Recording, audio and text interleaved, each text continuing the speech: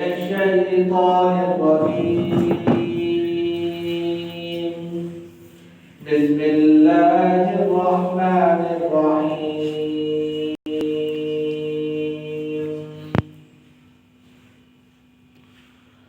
والعصر إن الإنسان لفي خسر إلا الذين آمنوا وعملوا الصالحات وتواصوا بالحق وتواصوا بالصبر صدق الله العظيم.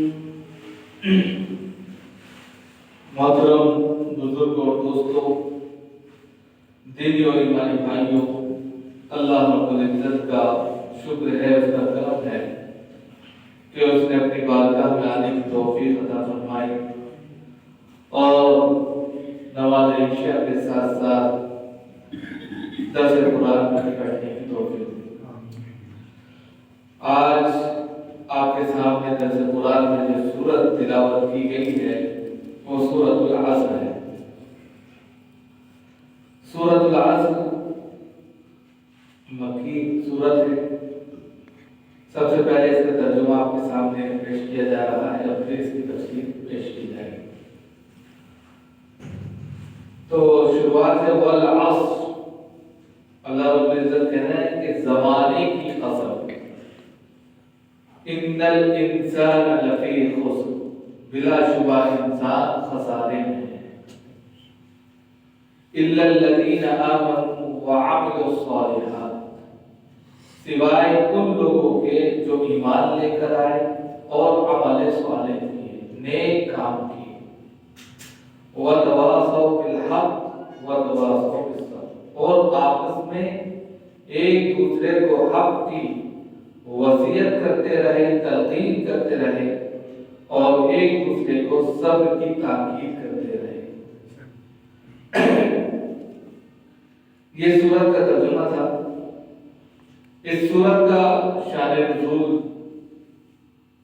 بڑا اہم ہے، اس کو بھی جاننا چاہیے، اور مزید یہ بھی جاننا چاہیے کہ سورت کب اتری اور اس سورت کا نام سورۃ العصر کیوں ہے۔ تو سب سے پہلے سورۃ العصر نام اس لیے رکھا گیا کہ اس سورت کے اندر پہلی جو آیت ہے وہ عصر کے نام سے اسی کی جانب اس کی نسبت کر دی گئی، اس لیے اس کو سورۃ العصر کہتے ہیں۔ یہ سورت قتادہ، مجاہد اور چند لوگوں کے اعتبار سے مدنی ہے، لیکن زیادہ تر مفسرین نے اس سورت کو مکی کہا، اور جو اس کے اندر مضامین ہیں، جو باتیں ہیں، وہ بھی اس بات کی طرف اشارہ کرتی ہیں کہ یہ سورت جو ہے مکی ہے، مدنی نہیں ہے، اور مکی صورتوں میں بالکل پہلی صورتوں میں سے ہے، یعنی کہ یہ نزول کے اعتبار سے 13ویں نمبر پر ہے، یعنی کہ ابتدائی نزول میں جب قرآن کا نزول ہو رہا تھا اس کے ابتدائی زمانے کی یہ صورت ہے، اس لیے 13ویں نمبر پر ہے۔ مکہ کے ان وادیوں میں، ان گھاٹیوں میں جہاں جناب محمد رسول اللہ صلی اللہ علیہ وسلم پروان چڑھے تھے اور دین کا ڈنڈا لے کر اور دین کا جھنڈا لے کر آگے بڑھے تھے، وہیں پر یہ سورت نازل ہوئی تھی، اور اس سے پہلے لگ بھگ 13 صورتیں نازل ہو چکی تھی، اور یہ 12 صورتیں نازل ہو چکی تھی، اور یہ 13ویں صورت ہے۔ لیکن ترتیب قرآنی کے اعتبار سے قرآن نے اس کو جو ترتیب دیا ہے وہ 103 نمبر پر ہے، یعنی کہ یہ قرآن کی ترتیب کے اعتبار سے سورت 133 نمبر پر آتی ہے، 30ویں پارے میں آتی ہے، جبکہ نزول کے اعتبار سے یہ مکی صورت ہے، مکہ میں نازل ہوئی ہے اور 13ویں نمبر پر آتی ہے۔ پھر اس کے اندر ایک رکوع ہے اور 4 آیتیں ہیں، بلکہ 3 آیتیں ہیں، اور یہ کہا جائے کہ یہ صورتوں میں، قرآن کی تمام صورتوں میں سیکنڈ لاسٹ سب سے چھوٹی صورت ہے۔ سب سے چھوٹی صورت الکوثر تھی، اور اس کے بعد یعنی سب سے چھوٹی تو یہ ہے، اور اس سے تھوڑی سی بڑی سمجھ لیجیے یہ سورۃ العصر ہے، یعنی چھوٹی صورتوں میں دوسرے نمبر پر یہ۔ اس کے اندر 4 مضامین ہیں، 4 باتوں کا خاص طور سے تذکرہ ہے اور چاروں بڑی اہم چیز ہیں۔ نمبر 1 ایمان کا تذکرہ ہے، ایمان صالح کا تذکرہ۔ نمبر 2 جو ہے اعمال صالح کا تذکرہ ہے، اور نمبر 3 حق کی وصیت کا تذکرہ ہے، اور نمبر 4 صبر کی تلقین کی بات کہی گئی ہے۔ امام شافعی رحمۃ اللہ علیہ سورت کے تعلق سے کہتے ہیں کہ اگر قرآن کریم نازل نہ ہوتا اور لوگ صرف اس سورت میں تدبر کر لیتے، تفکر کر لیتے، غور و فکر کر لیتے، تو تمام کے تمام لوگوں کی ہدایت کے لیے یہی ایک سورت کافی تھی۔ پورا قرآن نازل ہونے کی چندہ ضرورت نہیں تھی۔ اس پوری سورت کے اندر گویا کہ پورے قرآن کو، پورے سمندر کو کوزے میں بند کر کے ایک انسان کے سامنے رکھ دیا کہ اگر وہ پورا قرآن پر عمل نہیں کر پا رہا ہے تو وہ صرف اس سورت پر عمل کر لے تو اس کی زندگی پار ہے، کامیاب ہے۔ حضرت امام شافعی نے کہا ہے کہ اگر کوئی شخص صرف اسی سورت پر غور کر لے اور بڑی بات کہی تو وہ اس کی کامیابی کی دلیل ہے، نجات کی دلیل ہے۔ دوسرے صحابہ کرام رضوان اللہ تعالی علیہم اجمعین کے زمانے میں جب بھی کوئی شخص ملتا تھا تو اس سورت کا تبادلہ خیال کرتا تھا، ایک دوسرے کو سناتا تھا۔ اگر ملاقات کرتا تھا، ملاقات کے بعد جب جدا ہونا چاہتا تھا، الوداع چاہتا تھا اسے، تو آخر میں سورت پڑھ کے سناتا تھا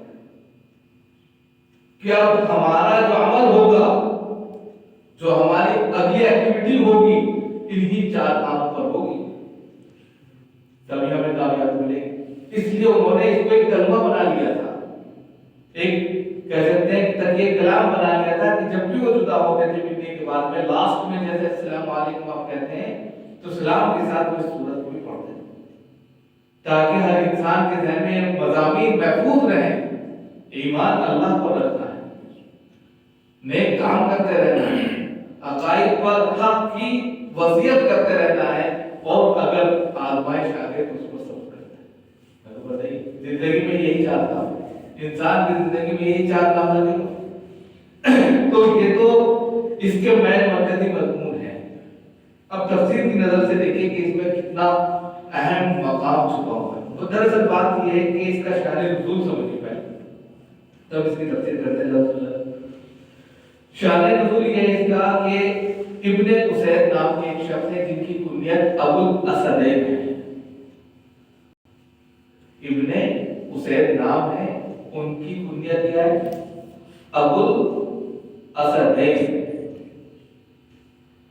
وہ حضرت ابوبکر صدیق رضی اللہ تعالیٰ عنہ کے دور جاہلیت کے پکے سچے دوست تھے اور تجارت کرتے تھے حضرت ابوبکر، تو ان کے تجارت کے کاروباری دوست تھے، اور حضرت ابوبکر بہت بڑے تاجر تھے، بزنس مین تھے۔ انہوں نے ہر دفعہ ہمیشہ اپنے بزنس میں فائدہ ہی اٹھایا تھا۔ تو یہ ایک مرتبہ زمانے جاہلیت ہی کے اندر دور جہالت میں، یعنی پورے طور پر اسلام نہیں پھیلا تھا اس وقت، اسلام آیا تھا، تو اس وقت یہ ابن اسید نامی شخص حضرت ابوبکر سے اپنے دوست سے ملنے کے لیے آئے۔ حضرت ابوبکر مسلمان ہو چکے تھے، مشرف با اسلام ہو چکے تھے۔ تو آنے کے بعد انہوں نے کہا یا ابوبکر تم میرے دوست ہو، تجارت کے ساتھی ہو، تمہارے ساتھ میں نے بزنس کیا، میں نے دیکھا کہ تم جو تجارت کرتے ہو، جو بزنس کرتے ہو، ہمیشہ تمہیں فائدہ ہوگا، تمہارا بزنس اس طور پر جاتا تھا کہ تم ہمیشہ بینیفٹ میں رہتے تھے، لیکن تم نے لاسٹ میں ایک ایسی تجارت کر لی جس کی وجہ سے تم نے اپنے آپ کو ذلیل بھی کر دیا اور گھاٹے اور نقصان کا سودا کر دیا۔ یعنی گویا کہ تم اپنے دین سے، اپنے آبا و اجداد کے دین سے، لات اور عزا کی عبادت سے سب کو چھوڑ کر ایک ایسی تجارت کی طرف چلے گئے جس میں گھاٹا ہی گھاٹا ہے۔ گویا کہ تم نے سب کو چھوڑ دیا، اب اللہ اور اللہ کے رسول صلی اللہ علیہ وسلم کی دعوت کو قبول کر لیا، یہ ایک تجارت تم نے کی، جبکہ تجارت کی منڈی میں تمہارا جو وزن تھا وہ اتنا بھاری تھا کہ کوئی تمہارا مقابلہ نہیں کر سکتا تھا، اور لاسٹ اسٹیج پر تم نے ایک ایسی تجارت کی یہ بات جب انہوں نے کہی تو انہوں نے کہا ہے دانا شخص، یعنی اس کو بیوقوف نہیں کہا. حضرت ابوبکر نے اس شخص کو کیا مخاطب کر کے کہا ایک دانا کہتے ہیں عقل کو، ہوشیار کو. یہ دانا شخص تم جو کہہ رہے ہو بات بہت اچھی ہے، کہنے کا اعتبار سے، لیکن فی نفس ہی ایمان ایک ایسی دولت ہے کہ اگر کسی کو یہ چیز نصیب ہو جائے تو دنیا میں بھی اس کی کامیابی ہے اور آخرت میں بھی بہت بڑی تجارت ہے جو فائدے مند ہے دنیا کے اعتبار سے بھی اور آخرت کے اعتبار سے بھی. تم اس کو نہیں سمجھ سکتے. اس پر یہ پوری صورت اللہ رب العزت نے نازل فرمائی اور اس کا مضمون ڈائریکٹ اسی بندے کے لفظ سے شروع کیا، کیونکہ اس نے کیا کہا تھا؟ زمانے کی قسم کھائی تھی نا. اس نے کیا حوالہ دیا تھا؟ زندگی بھر تم نے ہمیشہ کامیابی حاصل کی ہے، تجارت کی ہے، تجارت میں فائدہ اٹھایا. اور دوسرا لفظ کیا استعمال کیا؟ لاسٹ میں تم نے جو تجارت کی وہ گھاٹے کی ہے، اللہ نے وہیں سے مضمون کو شروع کر. یہ ہے اللہ کا اصول. اب یہاں سے سمجھیے کہ اصل کیا ہے. والعصر کا آپ نے دیکھا ہوگا قرآن میں اللہ رب العزت نے الگ الگ قسمیں کھائی ہیں. والتین، زیتون کی قسم ہے، تیل کی. اسی طریقے سے والقلم، قلم کی قسم کھائی. بہت ساری چیزوں کی اللہ رب العزت نے قسمیں کھائی. قسم کھانے کا مقصد ہے اللہ کو قسم کھانے کا کوئی شوق نہیں ہے، بلکہ یہاں پر اپنے بندوں کو تاکید کر کے یہ بتلانا مقصود ہے کہ جب اللہ قسم کھاتا ہے تو اس مضمون کے اندر، اس پیغام کے اندر، اس سندیش کے اندر، اس میسج کے اندر تاکید ایک ضروری چیز ہے کہ اللہ ایسے قسمیں نہیں کھاتا.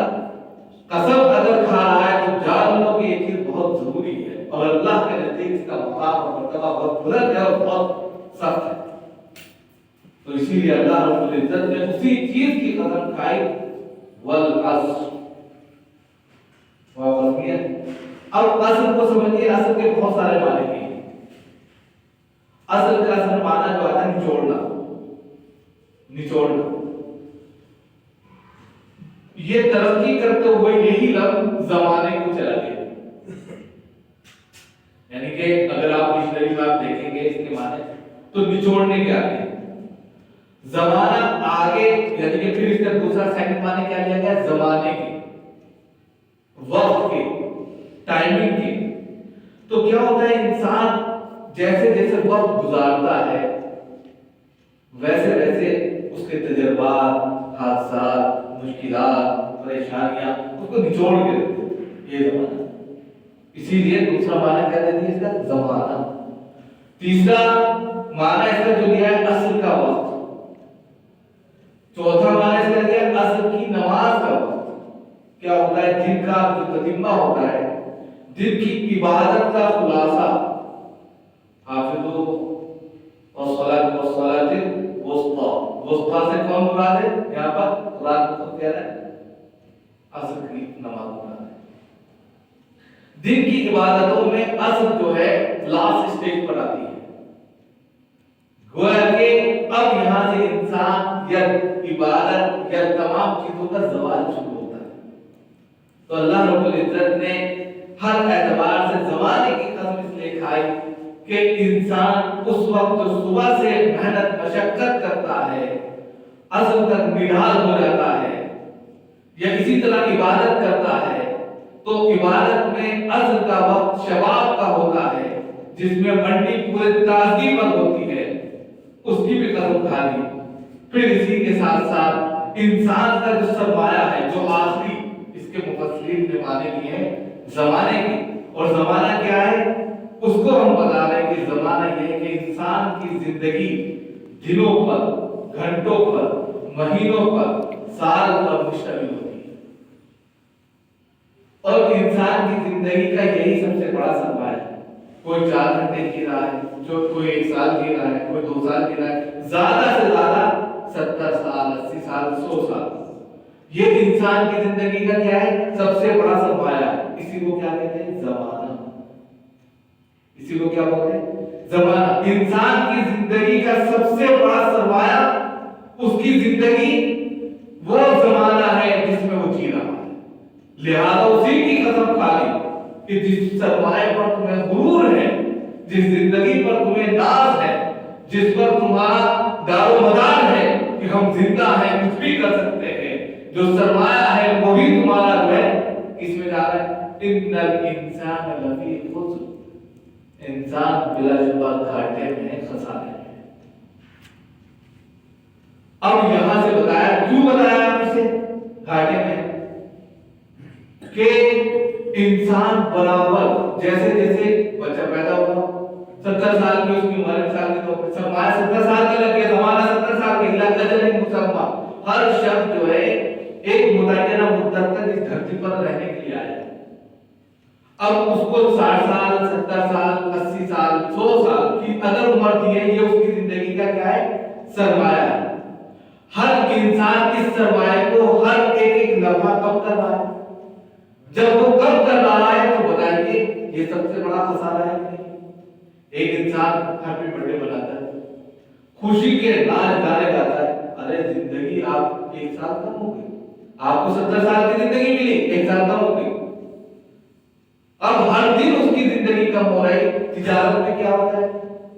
سرمایہ ہے، بینیفٹ اس میں آتا ہے، اگر کم ہوا تو زیادہ بھی ہوگا، لیکن زندگی ایک ایسا سرمایہ ہے، اس میں تو گھٹنا ہی گھٹنا ہے۔ اسی لیے یہاں پر قسم کھائی کہ انسان بلا شبہ خسارے میں، گھاٹے میں، ہر اعتبار سے کہتے ہیں کہ انسان جو وہ یہ بات کہہ رہا ہے اپنے اسے، یہ بات کہہ رہا ہے کہ تم نے گھاٹے کی تجارت کی ہے، دراصل گھاٹا تو ہماری زندگی میں چل رہا ہے۔ اس کی مثال آپ ایک برف کی لیجیے، ایک شخص برف بیچتا ہے، بلکہ یہ آتا بھی ایک بزرگ جو ہے برف کی دکان پہ گئے اور انہوں نے دیکھا برف والے کو تیزی کے ساتھ میں برف کو بیچنے کی فکر کر رہا ہے، اور ایک لمحے کے لیے غافل نہیں کہ کسی طرح میرا برف بک جائے۔ تو جیسے انہوں نے اس کو دیکھا، انہوں نے کہا والعصر ان الانسان لفی خسر، کا مطلب مجھے سمجھ پا رہا ہے۔ انہوں نے کہا کیسے؟ کہ انسان کی زندگی بھی اسی برف کی سلی کے مانند ہے جو برابر گھٹ رہی ہے، پگھل رہی ہے، ضائع ہو رہی ہے، اور انسان اس کی فکر نہیں۔ بالکل اسی طریقے سے جس طرح برف بیچنے والا اپنے برف کی فکر کر رہا ہے کہ اگر اس کو زیادہ دیر میں نے رکھ دیا تو یہ ضائع ہو جائے گا، پگھل جائے گا، اسی طرح انسان اگر اپنی فکر نہیں کرتا تو وہ بھی خود بخود ضائع ہو جائے گا۔ اسی لیے یہاں پر کہا ان الانسان لفی خسر، انسان بلا شبہ خسارے میں گھاٹے۔ اب اس میں انسان میں کسی کی قید نہیں لگائے، تمام انسان، دھرتی پر بسنے والے ہر انسان کو یہ مخاطب کر کے کہتے ہیں، ہر انسان بیٹا خسارے میں، گھاٹے میں، اپنے سرمایہ کے اعتبار سے، کیونکہ گھٹنا ہی گھٹنا ہے۔ اب اس کے بعد میں 4 چیزوں کو مستثنا کیا ہے، الا الذین آمنوا، مگر وہ لوگ جو ایمان لے کر آئے۔ سب سے پہلے کیا ہے؟ ایمان۔ ایمان کا کیا ہے؟ اقرار باللسان و تصدیق بالقلب، زبان سے اقرار کرنا اور دل سے یقین ماننا کہ اللہ کے سوا کوئی معبود نہیں ہے، جناب محمد رسول اللہ صلی اللہ علیہ وسلم اس کے رسول ہیں اور اس کے بندے ہیں۔ اسی کو ایمان مجمل، ایمان مفصل نام پڑھتے ہیں۔ آمنت باللہ و ملائکتہ و کتبہ و رسلہ والیوم الآخر والقدر خیرہ و شرہ من اللہ تعالی والواجبات الامور۔ آمنت باللہ کما ہوا باسمائہ و صفاتہ و قبلت جمیع احکامہ، اقرار باللسان و تصدیق بالقلب۔ یہ 11 چیزیں کیا ہیں؟ ایمان۔ میں ایمان لایا اللہ پر، اس کے رسولوں پر، اس کی کتابوں پر، اس کے رسولوں پر، اچھی بری تقدیر پر، قیامت کے دن پر، اور مرنے کے بعد جی اٹھنے پر۔ یہ کیا ہے؟ ایمان ہے۔ آمنت باللہ کما ہوا باسمائہ و صفاتہ، میں ایمان لایا اللہ پر، اس کی صفات پر، اس کے تمام کی تمام ذات پر، وقبلت جمیع احکامہ، اور اس کے تمام احکامات پر، شریعت پر، اور ان کو میں دل سے تصدیق کرتا ہوں، زبان سے اقرار کرتا ہوں۔ یہ کیا ہے؟ ایمان۔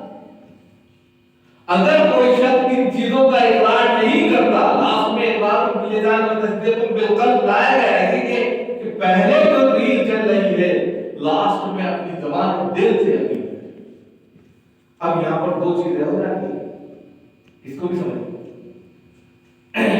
دو چیزیں ہیں، ایک شخص جو ہے زبان سے بات کر رہا ہے، دل سے نہیں کر رہا ہے، تو اس کو مسلمان کہا جائے گا کہ نہیں کہا جائے گا؟